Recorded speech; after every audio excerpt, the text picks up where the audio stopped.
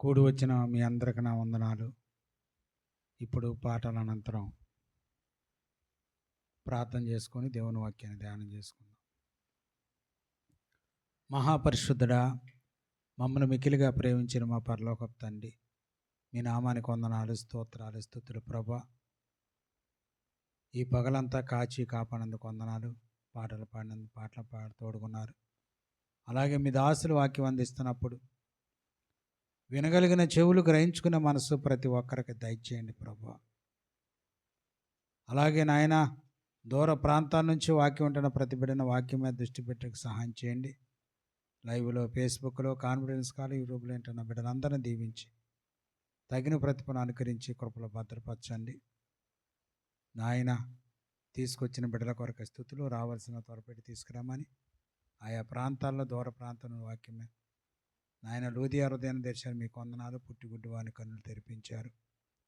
చూస్తున్నా, వీక్షిస్తున్నా కూడి వచ్చిన బిడ్డలందరి చెవులను, హృదయంలో కన్నులు తెరిపించి వాక్యం మీద దృష్టి పెట్టడానికి సహాయం చేయమని, మీ దాసు నోట మీ మాటలు ఉంచి ఎవరి హృదయానికి ఏ వాక్యం అవసరమో ఏర్పాటు చేయమని మా ప్రభువును మా రక్షకుడును యేసుక్రీస్తు ఆ నామములో అడిగి వేడుకుంటున్నాను తండ్రి. ఆమేన్.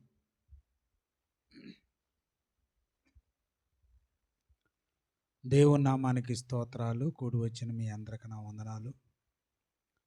ఇప్పుడు పాటల అనంతరం దేవుని వాక్యాన్ని ధ్యానం చేసుకుందాం. చూడండి, పరిశుద్ధ గ్రంథము నుండి తిమోతికి రాసిన మొదటి పత్రిక, అపొస్తలుడైన పౌలు గారు తిమోతికి రాసిన మొదటి పత్రిక 6వ అధ్యాయము 18వ వచనాన్ని 18, 19 వచనాలు చదువుకుందాం. వారు వాస్తవమైన జీవమును సంపాదించుకుని నిమిత్తము రాబోవు కాలమునకు మంచి పునాది తన కొరకు వేసుకొనుచు మేలు చేయి వారును, సత్క్రియలను ధనము గలవారును, ఔదార్యము గలవారును, తమ ధనములు ఇతరులకు పాలిచ్చువారై ఉండవలనని వారికి ఆజ్ఞాపించము. చాలండి. చూడండి, ఈ వాక్యాన్ని, లేఖనాన్ని చాలాసార్లు మనం చెప్పుకున్నాం. నేను చెప్పాను, ఇంకా అనేక సార్లు విన్నాం. మరి ఒకసారి నేను మీకు జ్ఞాపకం చేస్తున్నానండి. ఏమని చెప్పుకొచ్చాడంటే, ఇహమందు ధనవంతులైన వారు గర్విష్ఠులు కాక, అస్థిరమైన ధనమునందు నమ్మిక ఉంచక, సుఖముగా అనుభవించుటకు సమస్తమును మనకు ధారాళముగా దయచేయు దేవుని యందే నమ్మిక ఉంచుడని ఆజ్ఞాపించము అని మాట్లాడి, అటువంటి వారు వాస్తవమైన జీవమును సంపాదించుకుని నిమిత్తము రాబోవు కాలమునకు మంచి పునాది తమ కొరకు వేసుకొనుచు మేలు చేయవారును, సత్క్రియలను ధనము గలవారును, ఔదార్యము గలవారును, తమ ధనములో ఇతరులకు పాలిచ్చువారును, పాలిచ్చువారినై ఉండవలనని వారికి ఆజ్ఞాపించము అన్నాడు. తిమోతితో పౌలు గారు ఈ మాటలు మాట్లాడుతూ ఉన్నారు. ఏమన్నాడండి? వారు వాస్తవమైన జీవమును సంపాదించుకొను నిమిత్తము. ఇప్పుడు మనం జీవించే జీవితము వాస్తవమైనది కాదంటారా? ఏమండి, మనం జీవించేది ఇప్పుడు వాస్తవమైనది కాదు. ఇది ఒక తాత్కాలికమైన జీవితం అండి. ఒక 70 సంవత్సరాలు అధిక బలం ఉంటే 80 సంవత్సరాలు. ఇది దేశాన్ని బట్టి ఉందండి. కొన్ని దేశాల్లో 50 సంవత్సరాలకి, కొన్ని దేశాల్లో యవ్వన కాలంలో చనిపోతున్నారు. ఆ దేశాన్ని బట్టి, ఆ ఏరియాని బట్టి, ఆ భోజనాన్ని బట్టి. కొన్ని దేశాల్లో 100 సంవత్సరాలు, 90 సంవత్సరాలు బ్రతికేవారు, 80 సంవత్సరాలు బ్రతికేవారు ఉన్నారు. ఆ దేశాన్ని బట్టి, కాలాన్ని బట్టి ఉంటుంది. అందుకని ఇది యొక్క జీవితం అనేది వాస్తవమైంది కాదండి. ఇది శరీరానుసారంగా మనం శరీరానుసారంగా అనుభవించే లోకం. మనుషుడు పుట్టడం ఎందుకు, చనిపోవటం ఎందుకు అనే ఒక ఫీలింగ్ కూడా వస్తుందండి మనుషుల్లో. దేవుడు ఎందుకు పుట్టించాలి, ఎందుకు ఈ సేరలు పెట్టాలి, ఎందుకు ఈ బాధలు పెట్టాలి, మళ్ళా ఇదంతా కూడా ఎందుకు మారు మనసు రక్షణ ఇవన్నీ వచ్చే ఆలోచనలు కూడా చాలామందికి ఉంటాయండి. ఇదంతా ఏంటంటే పరలోక రాజ్యానికి కొంతమందిని దేవుడు ఏర్పాటు చేసుకున్నారు.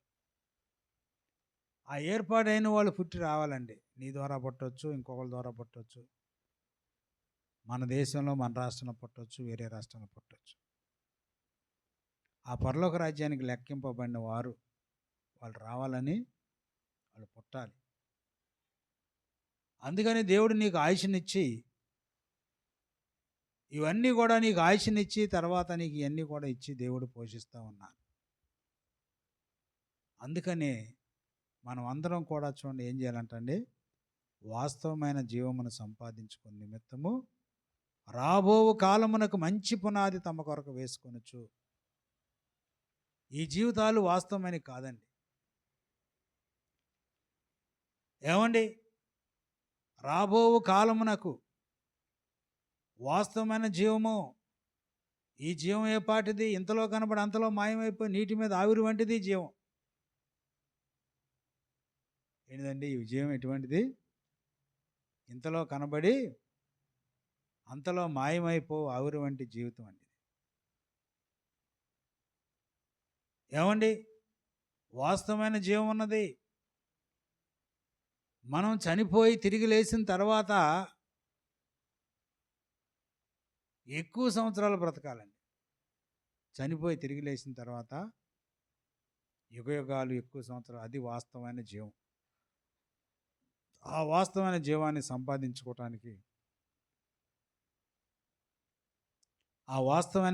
సంపాదించుకోవటానికి, మనం ఇక్కడ భూమి మీద ఉన్నప్పుడే మారు మనసు పొందటం, పాపాన్ని ఒప్పుకోవటం, చెడుతనాన్ని తీసేసుకోవటం,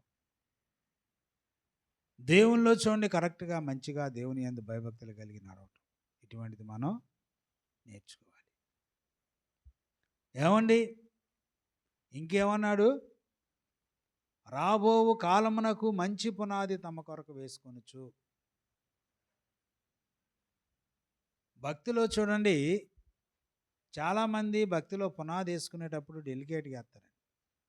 మనం ఒక ఇల్లు కట్టాలన్నా, పెద్ద బిల్డింగ్ కట్టాలన్నా దాని స్టేర్లను బట్టి దానికి ఒక గట్టి ఫౌండేషన్ కట్టి మంచి పకడ్బందీగా పిల్లర్స్ పోసి ఏనుగు పాదాలు వేసి దాన్ని ఏమంటారండి పుట్టింగులు వేసి మంచిగా స్టాండర్డ్గా ఇల్లు కట్టుకుంటామండి.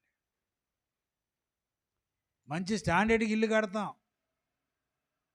ఏమండి, అలాగే ఈనాడు చూడండి చాలామంది భక్తిలో మంచి పునాది వేసుకోవాలి. మంచి పునాది వేయకపోతే తర్వాత అయినా డెలికేట్ అయిపోద్ది, పడిపోద్ది, ఇల్లు కూలిపోద్ది. బీట్లు ఇస్తాయండి, గోళ్ళకి బీట్లు ఇచ్చటం, పగలటం, సందులు పడటం, ఇవన్నీ ఏంటంటే పునాది మంచిగా లేదు, మంచి ఫౌండేషన్ లేదు. భక్తిలో నీకు మంచి ఫౌండేషన్ కావాలి. భక్తిలో చూడండి నువ్వు మంచి రాబో కాలమునకు మంచి పునాది వేసుకోవాలి, నీకోసం వేసుకోవాలి. నువ్వు పునాది వేస్తే నీ బిడ్డలు దానివే కడతారు.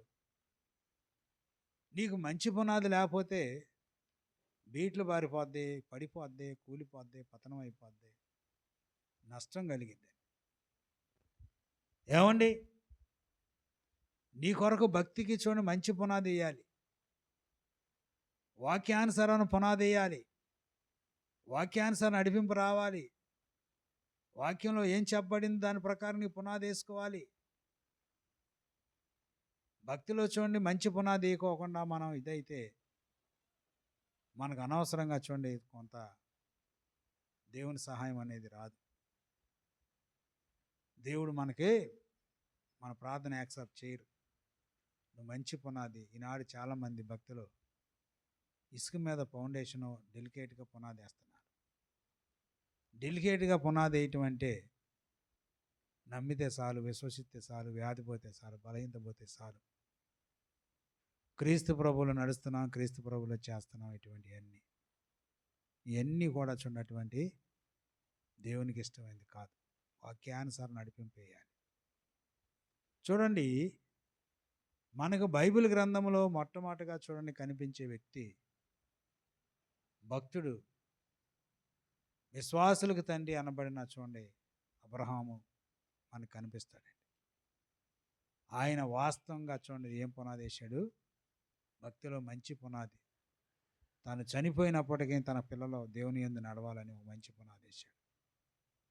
చూడండి, ఆదికాండము 18 అధ్యాయము 19 వచ్చినాను చదవండి. ఎట్లనగా యెహోవా అబ్రహామును గూర్చి చెప్పినది అతనికి కలుగు చేయనట్లు తన తరువాత తన పిల్లలను తన ఇంటి వారును నీతి న్యాయములు జరిగించుసు యెహోవా మార్గమును గైకొన్నట్లు అతడుకు వారికి ఆజ్ఞాపించినట్లు నేను అతన్ని ఎరిగి ఉన్నానని అనెను.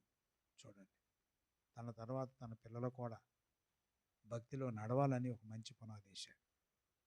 మంచి ఫౌండేషన్. అబ్రహాం వేసిన పునాది ఏంటి చెప్పండి? అబ్రహాం వేసిన పునాది ఏంటి? దేవుని వాగ్దానం పొందటం, దేవుడు మాట్లాడటం. ఏం పునాదండి? దేవుని వాగ్దానాన్ని పొందటం, దేవుని మాట ప్రకారంగా చేయటము, దేవుడు ఎలా చెప్తే అలా నడుచుకోవటము. అబ్రహాం కాలంలో చూడండి, ధర్మశాస్త్ర గ్రంథం లేదు, బైబిల్ లేదు, గ్రంథం లేదు, చెప్పేవారు లేరు. ఇక ఆయనకి ఎవరై అంటే చూడండి, మెల్కీసెదెకు ఒక యాజకుడు ఆ దినాల్లో ఉన్నప్పటికీ అది క్రీస్తుని పోలి ఉందండి. ఆ క్రీస్తు ప్రభు దేవుడు ఆయనకి గైడెన్స్ ఇచ్చి, ఫలానా గ్రామానికి, ఫలానా పట్టణానికి వెళ్ళు, ఫలానా పట్టణానికి వెళ్ళొద్దు, ఈ పట్టణంలో నీకు మేలు జరిగింది, ఆ పట్టణంలో మేలు జరగదు, ఫలానా స్త్రీని పెళ్లి చేసుకో, ఫలానా స్త్రీ వద్దని, ఇటువంటివన్నీ కూడా దేవుడు ఆ యొక్క సిరియనుడైన అబ్రహాముని ఆ కల్దీల దేశం అనబడిన, ఇవాళ ఇరాక్ అనబడింది అబ్రహాం దేశం అని బైబిల్ పండితులు చెప్తా వచ్చారు. ఇరాక్ ప్రాంతం, సిరియన్లు అంటే వాళ్ళు ఎవరండి? ఆ ఇరాక్ ప్రాంతంలో ఆ ఊరనే ఒక ప్రాంతం, ఊరనే పట్టణం, గ్రామం, అబ్రహాంది ఊరనే ప్రాంతం. అక్కడ నివాసం చేస్తున్నాడు తెరహు కుటుంబీకులు అందరూ కూడా. వాళ్ళ దేవుడు పిలిచినప్పుడు అబ్రహాము, వాళ్ళ తల్లిదండ్రులు విగ్రహారాధన చేసే కుటుంబాలు. అక్కడి నుంచి దేవుడు వారిని పిలిచినప్పుడు బయటకు వచ్చి దేవుని మాట ప్రకారంగా ఏమండి ఆరాను మట్టుకు వచ్చి కొంతకాలం అక్కడ నివాసం చేసి, ఊరనే ప్రాంతం నుంచి ఆరాను మట్టుకు వచ్చారు. ఆరాన్లో కొంతకాలం నివసించిన తర్వాత తెరహు చనిపోతాడు. ఇక అబ్రహాము తన సహోదరుని కుమారుడైన లోతును వెంట పెట్టుకొని, తన సహోదరుడు కూడా ముందే చనిపోతాడు, తండ్రి కంటే ముందు చనిపోతాడు. తరువాత తండ్రి చనిపోయాక చూడండి, తన సహోదరుని కుమారుని వెంట పెట్టుకొని కనాను దేశాన్ని బయలుదేరి వస్తాడు. ఆయన వేసిన పునాది ఏంటి అంటే, దేవుడు మాట్లాడి దేవుడు చెప్పే పునాది. దేవుడు ఏ విధంగా చెప్పారో, అబ్రహాం అని కుమారుడు, నువ్వు ఒక్కడైన కుమారుడు, నీవు ప్రేమించి ఇస్సాకుని తీసుకొని నేను నీతో చెప్పవు పర్వతం మీద ఒకదాని మీద దహన బలి అర్పించమంటే ఆయన వచ్చేసాడు. పలానా ఐగుప్తు దేశానికి వెళ్ళొద్దు, పలానా ప్రాంతంలో నివాసం చేయమంటే చేశాడు. అబ్రహాం వేసుకున్న పునాది ఏంటి? దేవుని వాగ్దానం, దేవుడు మాట్లాడే అనుభవం, దేవుడు చెప్పింది చేయటం, ప్రభు వెళ్ళమన్న చోటుకి వెళ్ళటం, వద్దన్న పని మానుకోవటం, అతిథుల్ని ప్రేమించటము, భక్తిలో నడుచుకోవటం, భక్తిలో దేవుని దగ్గర విచారణ చేయటం, అబ్రహాము దేవుని యొద్ద విచారణ చేయటం. ఏమండి, దేవుణ్ణి అడగటం. ఈనాడు చాలామంది ఇటువంటి ఫౌండేషన్ వేసుకోలేదండి. దేవునితో దేవుడు మాట్లాడి, ప్రభా పలానా ఏరియా వెళ్ళబోతున్నాను, వెళ్ళనా వద్దా, చేయనా వద్దా, ఈ పని చేయమంటారు వద్దంటారని ప్రభు దగ్గర విచారణ చేసే పునాది వేయాలి. ఏమండి, ఆయన చెప్పినట్టుగా చేసుకుంటే ఆ ఫౌండేషన్ నిలబడిద్ది, స్థిరంగా ఉంటుందండి. మనం మనసుకు నచ్చినట్టుగా మనసు అడియాసలు కలిగి పరిగెత్తుతూ ఉంటుంది. మనసుకు నచ్చినట్టుగా పరిగెత్తితే, దాంతోపాటు మనం పరిగెత్తితే, మనం ఆ మనసుని కంట్రోల్ చేసుకోకుండా, హృదయాన్ని కంట్రోల్ చేసుకోకుండా దాని ప్రకారం మనం పరిగెత్తితే పాడైపోతాం, చెడిపోతాం, భక్తిలోంచి తొలగిపోతాం. వాస్తవమైన పునాది మన కొరకు వేసుకోలేము. అబ్రహాము వాస్తవమైన పునాది వేశాడు. ఆయన దృష్టి దేని మీద ఉంది అంటే పునాదులు గల పట్టణం మీద ఉంది. హెబ్రీయులకు రాసిన పత్రికలో 11 అధ్యాయం 10వ వచనంలో అబ్రహాము యొక్క దృష్టి ఎలా ఉంది? ఏలయనగా దేవుడు దేనికి శిల్పియో నిర్మాణికుడినై ఉన్నాడు, పునాదులు గల ఆ పట్టణము కొరకు అబ్రహాము ఎదురు చూస్తూ ఉన్నాడు. దాని కొరకు చూడండి, పునాదులు గల పట్టణం కొరకు ఎదురు చూశాడు. దానికోసం పునాది వేసుకున్నాడు. దేవుడు దేనికి శిల్పియో నిర్మాణికుడినై ఉన్నాడు, ఆ పునాదులు గల పట్టణం కోసం అబ్రహాము భక్తిలో పునాది వేసుకున్నాడు. ఇవాళ చాలామంది పరలోక రాజ్యం కోసం వచ్చేవాళ్ళు తక్కువ అండి. దేవుని నమ్ముకుంటే శుభ్రంగా బ్రతకొచ్చు. పరలోక రాజ్యం మీద ఆశ కలిగిన ఎంతమంది ఉన్నారు? పరలోక రాజ్యం కొరకు ఆశ కలిగి వచ్చాను అన్న వాళ్ళు ఉన్నారా? లేరండి. దేనికోసం? మేలుల కోసం, అద్భుతాల కోసం, బ్రతుకు తెరువు కోసం, క్రీస్తు నామాన్ని అడ్డం పెట్టుకొని బ్రతకాలి. క్రీస్తు నామాన్ని అడ్డం పెట్టుకొని మేలులు, అద్భుతాలు ఇటువంటివన్నీ కూడా జరగాలనుకునే వారు ఎక్కువ మంది అండి. మంచిదే, ఆశ ఉంటుంది, నీకు మేలు జరగాలని ఆశ ఉంటుంది, కాదంటలేదు. ఆశ ఉన్నప్పటికనే నీ దృష్టి దేని మీద ఉండాలి? నీ ఆలోచన దేని మీద ఉండాలి? దైవరాజ్యం మీద, పరలోక రాజ్యం మీద, పునాదులు గల పట్టణం మీద నువ్వు మంచి ఫౌండేషన్ వేసుకోవాలి. భక్తిలో పునాది వేసుకునేటప్పుడే స్టాండర్డ్గా వేసుకోవాలి. తూతు మంత్రంగా ఏదో డెలిగేట్గా డెమ్మీగా వేసుకొని మనం వెళ్ళిపోయి ఇదైపోతే మళ్ళా పునాదులు బీట్లు ఇచ్చి పడిపోతాం. అవసరమైతే భక్తి పునాది మొత్తం కూలిపోతాయి, పటాపంచలైపోతాయి. సిగ్గు కలిగిద్ది, అవమానం కలిగిద్ది, దేవుని ఎదుట అవమానం కలిగిద్దండి. మంచి పునాది లేదు. చాలామంది పడిపోవటం, ఇవన్నీ వంకర పనులు చేయటం కారణం ఏంటంటే వారికి మంచి పునాది లేదు.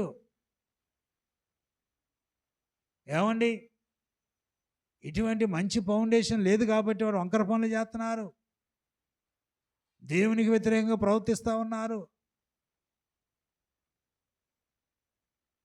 తమ కొరకు చూడండి, మంచి పునాది తమ కొరకు వేసుకో. వాస్తవమైన జీవం సంపాదించుకోవడానికి భక్తిలో నీ కొరకు మంచి పునాది వేసుకోవాలి. మంచి పునాది వేస్తే ఎన్నడూ కూడా ఎన్ని తుఫాన్లు వచ్చినా, ఎన్ని గాలి వానలు వచ్చినా పడిపోకుండా జాగ్రత్తగా ఉంటుంది. ఏమండి, పరిశీలించాలి, దేవుని యొక్క మాటలు పరిశీలించాలి. అబ్రహాము చూడండి, మంచి పునాది, మంచి ఫౌండేషన్ వేసుకున్నాడు తన పిల్లల కోసరము, తన కుటుంబం కోసరము. యోసేపు చూడండి, భక్తిలో చూడండి భక్తిహీనుడిగా అవ్వకుండా మంచి పునాది వేసుకున్నాడు. కాబట్టే ఐగుప్తు దేశంలో ప్రార్థన లేకపోయినప్పటికీ నిలబడ్డాడు. తన యజమాను భార్య అతని మీద కన్ను వేసి అతన్ని పాపంలో పడేయాలని, పాపంలో లాగేయాలని ఆలోచన చేసినప్పటికీ యోసేపు మంచి పునాది, గట్టి పునాది వేసుకున్నాడు. ఏం చేశాడయ్యా? ఈ దొరికింది అవకాశం అనుకున్నాడా? యోసేపు పోతీఫరు భార్య అతని మీద కన్ను వేసి తనతో శయనించమని ఎన్నోసార్లు ప్రయత్నం చేశాడు. మంచి పునాది వేసుకున్నాడు తన కోసం కరెక్ట్ అయిన పునాది వేసుకున్నాడు. రాబో కాలమునకు మంచి పునాది వేసుకున్నాడు. అయ్యో, ఈ తాత్కాలికంగా ఈ క్షణమాత్రం, ఈ 10 నిమిషాల సుఖం కొరకు, లేక ఈ భూమి మీద కొంతకాలం సుఖం కొరకు నేను ఈ పని చేస్తే, ఈ తప్పు చేస్తే వాస్తవమైన జీవాన్ని పోగొట్టుకుంటా. నేను పరమునున్న దేవుని ఆజ్ఞ ఏమైపోద్ది? దేవుడు ఏమనుకుంటారు? అయ్యో, నాకు ఇటువంటిది వద్దనుకొని తీర్మానం చేసుకున్నాడు. మంచి ఫౌండేషన్, మంచి పునాది. ఉందా? నువ్వేమి పునాది వేసుకుంటున్నావు? ఏదన్నా చిన్న సమస్య వస్తే పడిపోతావు. చిన్న కారణం దొరికితే ఏదో ఒకటి ఇదైపోతావు. చిన్న బలహీనత ఉంటే దాన్ని ఇదైపోతావు. దేవుని మీద ఆనుకోవు, దేవుని దగ్గర ఇదవు, దేవునితో ఒడంబడిక చేసుకో, తీర్మానం చేసుకోవు. చెంచిన మనసు, దృఢత్వం లేని మనసు, స్టాండర్డ్ లేని మనసు, నీ పునాదిలో డొల్లతనం ఉందండి. పునాదిలో చూడండి, డొల్లతనం ఉంది. ఒకసారి తీర్మానం చేసుకున్నాక, ఒకసారి ప్రభు వైపు తిరిగాక, ఒకసారి పాపాన్ని అసహించుకున్నాక, ఒకసారి దేవుని దగ్గర ఒడంబడిక చేసుకొని తీర్మానం చేశాక ఇక మళ్ళీ దాని వైపు తిరగకూడదండి. మళ్ళా దాని వైపు తిరగకూడదు. నీ కొరకు, నీ కుటుంబం కొరకు మంచి ఫౌండేషన్ వేసుకోవాలి. అబ్రహాం మంచి ఫౌండేషన్ వేశాడు. యోసేపు మంచి ఫౌండేషన్ వేసుకున్నాడు. యోసేపు మంచి ఫౌండేషన్ వేసుకున్నాడు. ఇంకా మనం ఎంతోమంది భక్తులను చూస్తే వారు చెల్లించలేదండి. మంచి ఫౌండేషన్ తన కొరకు వేసుకున్నారు. యోబు తన కొరకు మంచి ఫౌండేషన్ వేశాడు. వ్యాధి వచ్చినా, బలహీనత వచ్చినా, సమస్య వచ్చినా, శోధన వచ్చినా, కష్టం వచ్చినా తను పడి అనుభవించి దేవుని రాజ్యం కోసం ఎదురు చూశాడు. కానీ మళ్ళా లోకం వైపు పడిపోలేదండి. ఏమండి, నీ ఫౌండేషన్ ఎలా ఉంది? దేని మీద వేసుకుంటున్నా నీ ఫౌండేషను? మంచి పునాది నీ కొరకు, రాబో కాలం కొరకు మంచి పునాది వేసుకోవాలి. మంచి కట్టడా కట్టుకోవాలి. మంచి పునాదిలో డెలికేట్గా ఉండకూడదు. బలమైన చూడండి ఇది చేసుకోవాలి. ఏమండి, పరిశీలిస్తున్నావా? పరిశీలించాలి. ఇంకా పౌలు గారు అంటాడు, మంచి పునాది వేసి తిని నా కొరకు. ఏమన్నాడు? మంచి పునాది. కొరింథీయులకు రాసిన మొదటి పత్రికలో 3వ అధ్యాయము 10వ వచనం. పునాది. దేవుడు నాకు అనుగ్రహించిన కృప చొప్పున నేను నేర్పరియని శిల్పకారుని వలె పునాది వేసి తిని మరి ఒకడు దాని మీద కట్టుచున్నాడు. ప్రతివాడు దాని మీద ఎలా కట్టుచున్నాడు తెలుసు. చూసారా? చాలా. ఏమన్నాడు? నేను నేర్పరియని శిల్పకారుని వలె పునాది వేసాడు. పౌలు గారు అంట భక్తులు ఎలా వేసాడండి? నేర్పరి అయిన శిల్పకారుని వల్ల మంచి పునాది వేశాడు. దేవుడు నాకు అనుగ్రహించిన కృప చొప్పున నేర్పరి అయిన శిల్పకారుని వల్ల పునాది వేసుకున్నాను.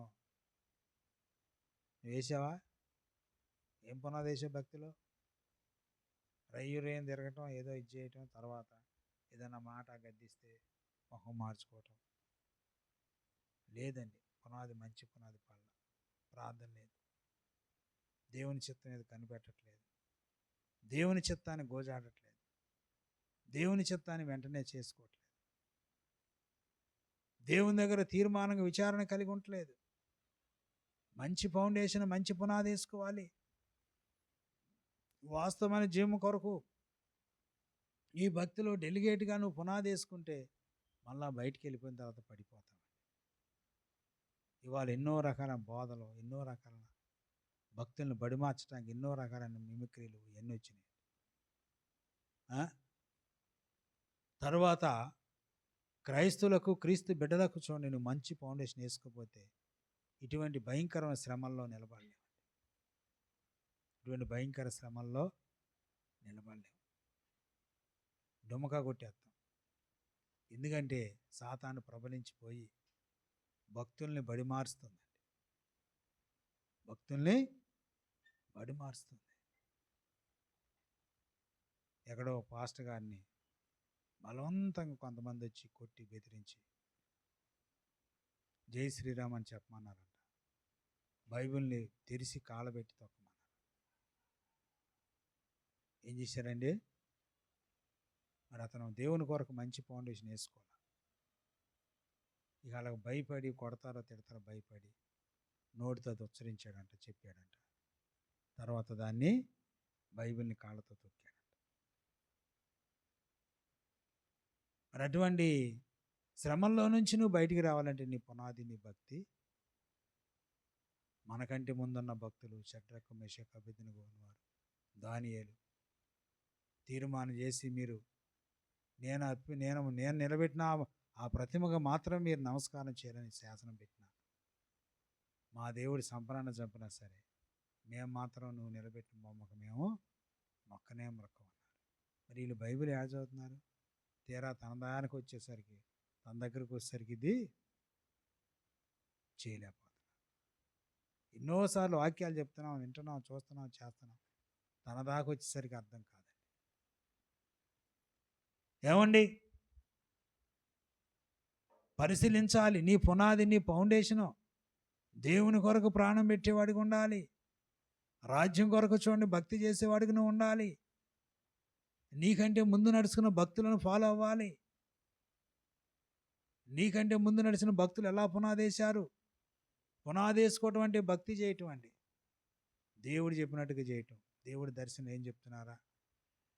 ఉపవాసం ఉండమంటున్నారు, ఉండటం. ఫలానా వస్తువు నీ దగ్గర ఉందంటే తీసేసుకోవటం. ఫలానా పాపం నీలో ఏలుబడి చేస్తుందని దాన్ని తీసేసుకోవటం. దాని కొరకు మొర పెడతాం, దాని కొరకు ప్రార్థన చేయటం, దాని కొరకు నిరీక్షించటం.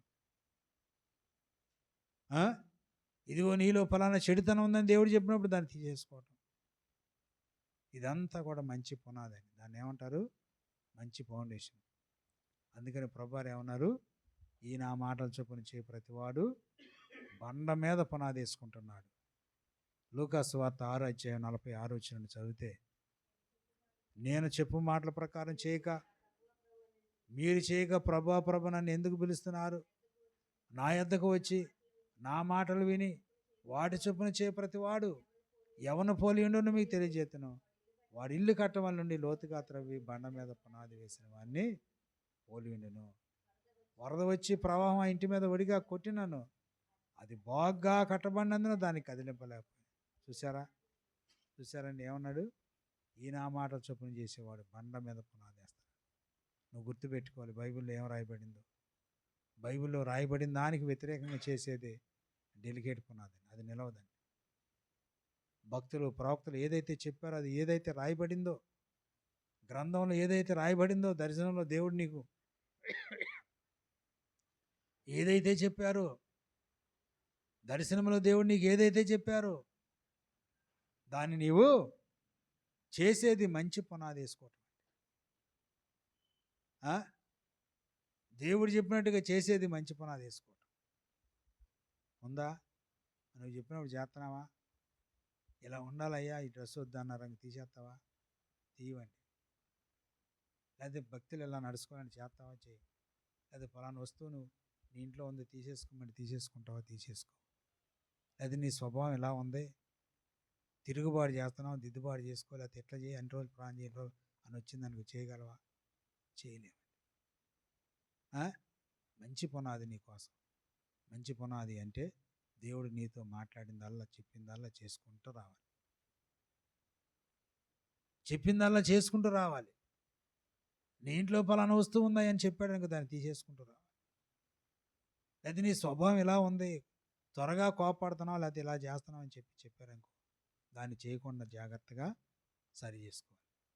అలా చేస్తే నిన్నెవడో పడగొట్టలేడు. స్టాండర్డ్ అయిపోద్ది పునాది.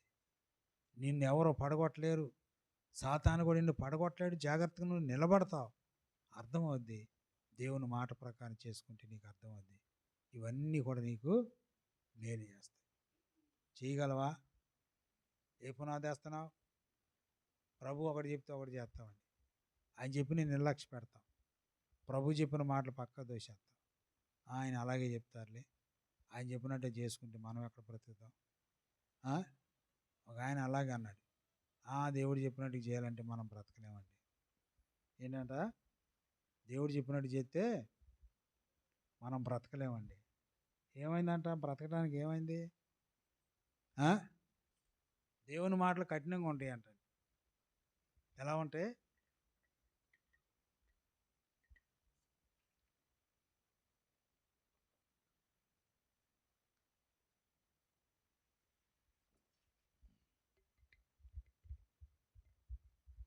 ఎట్లా ఉంటాయండి? దేవుని మాటలు కఠినంగా ఉంటాయి, చేయలేనట్టుగా ఉంటాయి. ఆ? మరి కఠినంగా ఉంటేనే చూడండి నువ్వు పాపం నుండి బయటకు వస్తావు. రప్పు రాసినట్టుగా గోడకి మెత్తినట్టుగా గచ్చిపోత పూసినట్టుగా మట్టి గోడ గచ్చిపోతనట్టు పూసినట్టుగా ఉంటే అది దేవుని చిత్తము కాదు. ఏమండి? అందుకని కఠినంగానే కట్టినట్టుగానే కరుగ్గానే ఉండాలి. అందుచేత నేను నేర్పలేని శిల్పకారుని మంచి పునాదేశాను, మరి ఒకడు దాని మీద కడుతున్నాడు. భక్తిలో పౌలు గారు మంచి పునాదేసుకున్నాడు.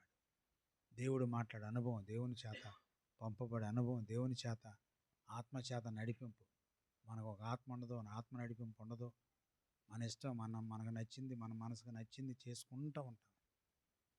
నీ మనసుకు నచ్చింది చేయకూడదండి. ఆత్మ నిన్ను ఎలాగ ప్రేరేపిస్తుందో, ఎలాగ చెప్తుందో, అవసరమైతే ఒక దినం ఒక రాత్రి ప్రార్థన చేసి, ప్రభువా ఈ పని చేయాలనుకుంటున్నాను, ఫలానా కార్యం నేను అనుసరించాలనుకుంటున్నాను, అది మీ చిత్తమా కాదా, మీరు చేయమంటారు వద్దంటారని ఏం చేయాలి? దేవుని దగ్గర విచారణ చేస్తే దేవుడు చెప్పినట్టుగా చేసుకునేది మంచి పునాది. ఏమన్నాడు? తమ కొరకు వేసుకొనుచు మేలు చేయవారును సత్క్రియలను ధనము గలవారును ఔదార్యము గలవారు తమ ధనములో ఇతరులకు పాలిచ్చువారిని ఉండవాలని వారికి ఆజ్ఞాపించుము అన్నాడు. ఎవరంటే ధనం గలవాలి? ధనం ఏదంటే, ధనం అంటే ఏది? సత్క్రియలు చేసేవాడు ధనవంతుడు అంట. ఈనాడు చాలామంది ఈ లోకంలో ఎంతమంది యూట్యూబ్లోనని, తర్వాత ఫేస్బుక్లో ఇటువంటి వాటిలో చూపిస్తున్నారు. మన ఇండియాలో ధనవంతులు ఎవరు, ఫస్ట్ ర్యాంక్ పొందిన వారు ఎవరు, లేకపోతే సినిమా యాక్టర్లు ఎంతమందికి ఎన్ని కోట్లు ఉన్నాయి, లేకపోతే రాజకీయ నాయకులకి ఎంత ధనం ఉంది, ఎంత సంపాదించారు, ఎన్ని వేల కోట్లు సంపాదించారు అని చాలామంది యూట్యూబర్స్ ఏం చూపిస్తూ ఉంటారండి. ఫలానా దేశం ధనం గల దేశం, ఫలానా దేశం చిన్న దేశం, ఫలానా రాజకీయ నాయకుడు ధనవంతుడు, ఫలానా రాజకీయ నాయకుడు ధనం లేనివాడు అని అందరినీ చూడండి చూపిస్తూ వస్తూ ఉన్నారు. ఏమండి? అసలు ధనం ఏంటి? ఏం చెప్తుంది బైబిలు? సత్క్రియలనే ధనం. నీ సత్క్రియలనే ధనవంతుడు ఎవరు కోటీశ్వరులు? ఇప్పుడు చెప్పండి, బిలియనీర్ మిలియనీర్ ఎవరండి?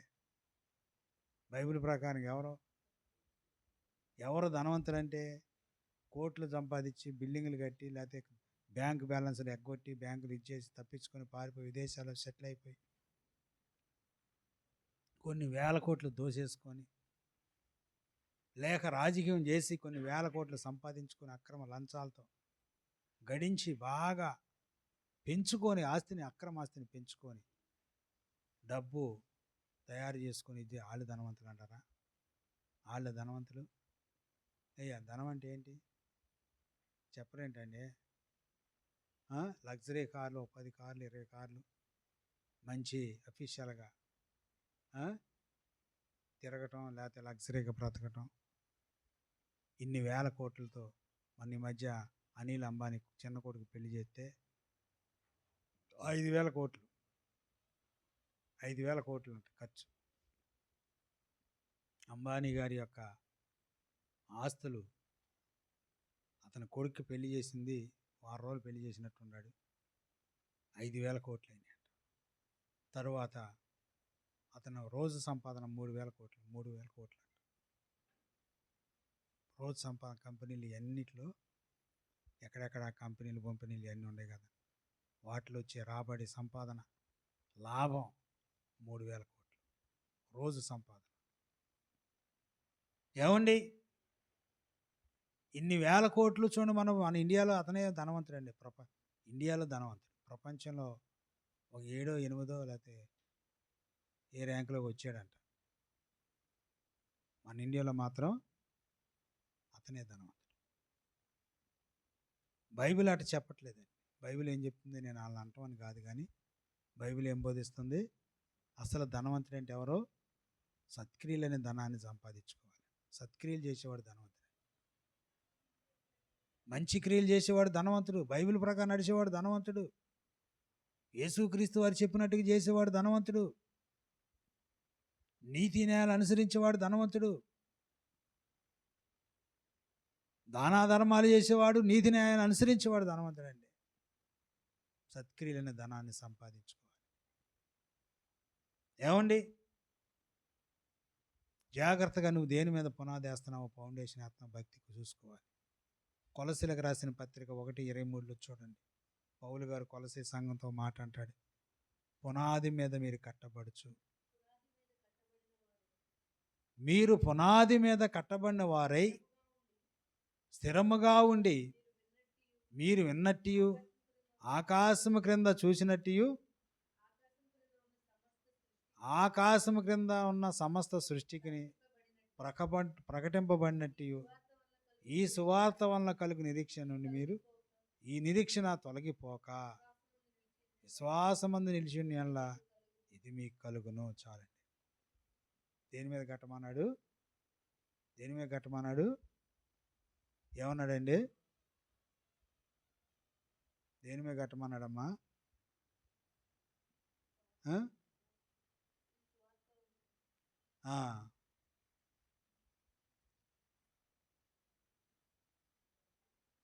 ఏంటి? పునాది మీద కట్టబడిన వారే స్థిరముగా ఉండి. ఎక్కడ పునాది?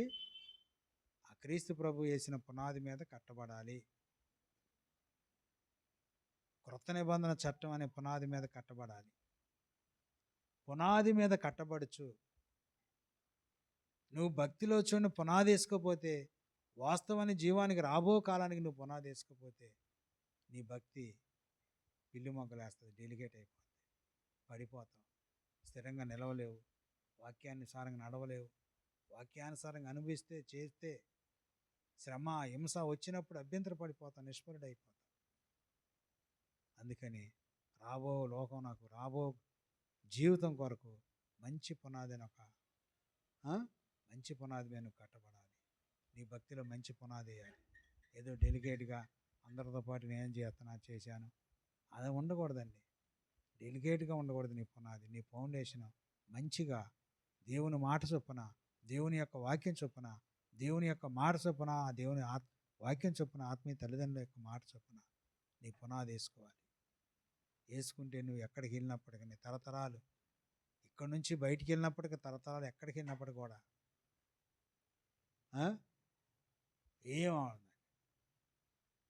నేను కొంతమందికి 1992లోని 93లోనే 32 సంవత్సరాలు 30 సంవత్సరాలకి మంచి పునాది వేశాను. ఆ పునాదులు ఇప్పటికి కూడా తొలగిపోలేదు. మంచి పునాది, భక్తిలో మంచి పునాది వేశాను. వాళ్ళు ఇవాళ కూడా తొలగిపోలేదు. ఎంతో రాణిస్తున్నారు భక్తిలో. ఏమండి, నేను 1990లో నాకు పునాది వేసుకున్నాను భక్తిలో, మారు మనసు పొందేటప్పుడు. 1990లో ఎన్ని సంవత్సరాలు? 33 సంవత్సరాలు, 35 సంవత్సరాలు అప్పుడు వేసుకున్న పునాది. ఆ పునాది ఇప్పుడు కూడా కుడికి ఎడమ తొలగిపోకుండా అలా వస్తుందండి. ఎన్ని శ్రమలు వచ్చినా, బాధలు వచ్చినా, ఇబ్బందులు వచ్చినా, కరువులు వచ్చినా, వ్యాధులు వచ్చినా, సమస్యలు వచ్చినా ఏమాత్రము కూడా తొనకుండా భక్తి ఆ పునాది మీదే కట్టబడతా. ఏమండి, నువ్వు కొంచెం నీళ్ళు వస్తే ఉలిక్కి పడతావండి, కొంచెం ఏదైనా వస్తే ఉలిక్కి పడతావు, అటువైపు చూస్తావు, లోకం వైపు చూస్తావు. ఎన్నో అవంతరాలు వస్తాయండి సేవకునికి, ఎన్నో వస్తాయి. బెదరకూడదు, పునాది తప్పకూడదు, ఫౌండేషన్ తప్పించకూడదు, మార్గం తప్పించకూడదు, కట్టాలు తప్పించకూడదు. జాగ్రత్త కలిగి నువ్వు ప్రభువు చెప్పినట్టుగా చేసుకొని మంచి పునాది నీ కొరకు, నీ భార్య కొరకు, నీ బిడ్డల కొరకు, నీ కుటుంబం కొరకు మంచి పునాది వేసుకొని క్రీస్తులో ప్రభువులో నడవాలి. దైవవాక్యానుసారంగా దైవ రాజ్యాన్ని సంపాదించుకోవడానికి మంచి పునాది, వాస్తవమైన జీవం కొరకు మంచి పునాది వేసుకొని భక్తిలో నడవాలని దేవుని వాక్యం హెచ్చరిక చేస్తుంది. దేవుడు నిన్ను ప్రేరేపిస్తున్నారు, దేవుడు నిన్ను నిలబెట్టాలని ఆయన ప్రభు నిన్ను చేపట్టుకున్నారు. నువ్వు చేతిని విడిదిలించుకొని పారిపోతే ఇంక దేవుడు ఏం చేయలేడు. కొంతమంది తల్లిదండ్రులు పిల్లలను పట్టుకుంటారండి. వాడు ఏం చేస్తాడు? నీళ్ళకి నిక్కి ఏం చేస్తాడు?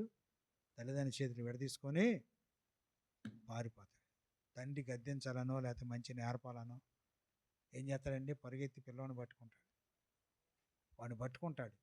వాడు ఏం చేస్తాడు, నిక్కి నీలిగి చేతులు ఇలా అనుకొని మిలేసుకొని పారిపోతాడు. పారిపోతే ఎవరికి నష్టం? నీకే నష్టం, నీకే శ్రమ, నీకే బాధ, నీకే కష్టం. తప్పిపోయిన కుమారుడు తండ్రి చేతుల నుంచి విడిపించుకొని వెళ్ళిపోయాడు. దూరం వెళ్ళిపోతే, తండ్రికి దూరంగా ఉంటే నాకు ఏ బాధ లేదనుకున్నాడు, నన్ను అడిగేవాళ్ళు లేడనుకున్నాడు, నేను తిన్నా తాగినా తిరిగినా ఏం చేసినా అడిగేవాళ్ళు లేడనుకున్నాడు. దూరం వెళ్ళాడు. తీసుకెళ్ళిన డబ్బులు ఎన్ని రోజులు వస్తాయి అమ్మా? డబ్బు తీసుకెళ్ళాడు, ఎన్ని రోజులు వస్తాయండి? అయిపోయినాయి. తాగుడికి, విలాసాలకు, పేకాట్లకు, జోదాలకు, విలాసాలకు దుర్వ్యాపారం చేశాడు. అయిపోయినాయి. డబ్బులు ఉన్నన్నాళ్ళు ఫ్రెండ్లు, అనేక మంది ఫ్రెండ్లు వచ్చారు, డబ్బులు అయిపోయినాయి. ఇక ఆకలేస్తుంది, పందులు తినే పొట్టు తింటున్నాడు. ఎవరో స్నేహితులు ఎవరు ఆదరించట్లేదు, స్నేహితులు ఎవరికి లేదు. దగ్గర గుండి తిన్న వాళ్ళందరూ కూడా పక్కకి వెళ్ళిపోయారండి. ఇక లాస్ట్కి ఆ దేశంలో ఒకని చెంత చేరి పందులు కాసుకొస్తానయ్యా, నాకు భోజనం పెట్టండి అన్నాడు. నాకు జీతం వద్ద ఏమొద్దు, కడుపు నిండా అన్నం పెట్టండి అన్నాడు. ఒడంబడికి చేసుకొని వెళ్ళిపోయి ఏం చేస్తున్నాడు, పందులు కాసి పందులు తినే పొట్టు తినడానికి ఆశపడ్డాడు. కానీ అతనికి ఏమీ కూడా దొరకలేదు. తరువాత అయ్యో నా తండ్రి అంట, అనేక మంది కూలి వాంటకు సమృద్ధిగా అన్నం దొరుకుతుంది, నేనైతే ఈ దేశంలో యాతన పడుతున్నాను. మళ్ళా నా తండ్రి వద్దకు వెళ్ళి, తండ్రి, పరలోకమునకు విరోధంగా నీ ఎదుట నేను పాపం చేశాను, ఇక మీదట నీ కుమారుని కాదయ్యా, కూలివానికి ఒకరిని పెట్టుకొని భోజనం పెట్టని అడుగుదాం అనుకున్నాడు. లేచి తండ్రి వద్దకు వచ్చాడు. తండ్రి చూస్తా ఉన్నాడు, దారిని చూస్తున్న కుమారుడు ఎప్పుడు వస్తాడు. వాడు ఇంకా దూరంగా ఉన్నా కానీ పరిగెత్తుకుంటూ వెళ్ళి ప్రేమించి మెడ మీద పడి ముద్దు పెట్టుకొని అతన్ని కౌగిలించుకొని గడ్డం చేసి ఇవన్నీ క్షవరం క్లియర్ చేసి తల క్షవరం చేపించి మంచి వస్త్రాలు, ప్రశస్తమైన వస్త్రాలు తొడిగి ఉంగరం పెట్టి ఒక ఎద్దును కోసి విందు చేసి నా కుమారుడు చనిపోయి మరలా బ్రతికాడని తండ్రికి ఎంత ఆనందం చూశారు. చూడండి ప్రియులారా, చూడండి, తండ్రి చేతిలో ఉంటే నీకు ఎటువంటి ప్రమాదం ఉండదండి. తండ్రి చేయి దాటి నువ్వు వెళ్ళిపోతే ఎన్నో నష్టాలు, ఎన్నో శ్రమలు, ఎన్నో బాధలు, కరువు, పందులు తినే పొట్టు తింటాం, పందులు కాస్తాం. పందులు అంటే ఎవరో మారుమసిలేని వాళ్ళు కాస్తాం. ఈనాడు చాలామంది సేవకులు తండ్రి దగ్గర నుంచి వెళ్ళిపోయిన వాళ్ళు ఉన్నారు. తండ్రి దగ్గర నుంచి వెళ్ళిపోయిన వారు తిరుగుబాటు చేసిన వాళ్ళు ఉన్నారండి. వాళ్ళు ఏం కాస్తున్నారు? పందులు కాస్తున్నారండి. పందులు అంటే ఎవరు? మారుమసిలేని వాళ్ళు కాస్తున్నారు.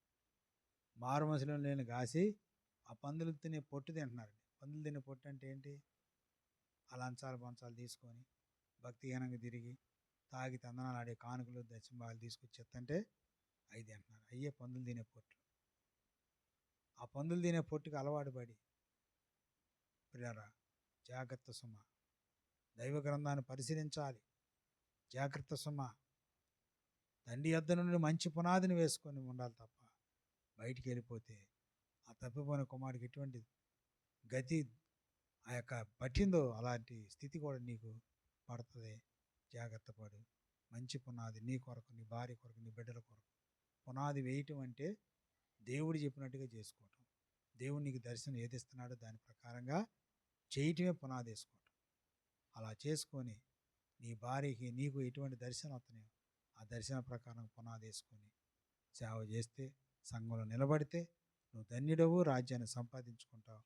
దేవుడు నీకు ఎంతో మేలు చేసి దైవరాజ్యానికి వారసుడిగా చేసి నీ మనసును స్థిరపరిచి కుడికి ఎడము తొలిగిపోకుండా ప్రభు పట్టుకొని నిలబెడతాడు. అలాగే చేసుకోవాలని ప్రేమతో కోరుకుంటూ నేను ఈ వాక్యాన్ని ముగిస్తున్నా.